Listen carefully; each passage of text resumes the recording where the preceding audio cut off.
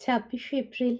অন্য লোকের অর্জিত যে জ্ঞান তাহা আমাদের কোনো কাজে লাগে না। মৃত্যু ওরে নহে তোর জীবনের শত্রু, অন্ধকার রজনীও করে না হরণ তোমার অন্তরের দৃষ্টি। অজ্ঞান এক আলোহীন অবগুণ্ঠন, জানো নাকি তুমি? যে জ্ঞান অপরের কাছে চাহিয়া পাওয়া যায় তাহা অনিশ্চিত। অভিজ্ঞতার মধ্য দিয়া সে জ্ঞানকে আমরা নিজস্ব করিয়া লইব। যদি আমরা বাহিরে গিয়া জ্ঞান অর্জন করি, তাহা নিজস্ব ধন নয়। যে জ্ঞান সতত আমাদের জীবনের সঙ্গী, তাহাই যথার্থ জ্ঞান। ইহা যেন একটি প্রদীপের মতো সর্বদা আমাদের হাতে থাকে। সেই একটি প্রদীপের আলোয় যা কিছু সব পরিষ্কার দেখা যায়। ইহারই নাম প্রজ্ঞা।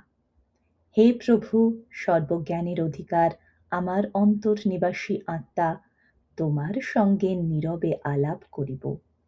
তুমি আমার সহায় হও। তোমার যে সত্যরূপ তাহা আমাকে জানিতে দাও।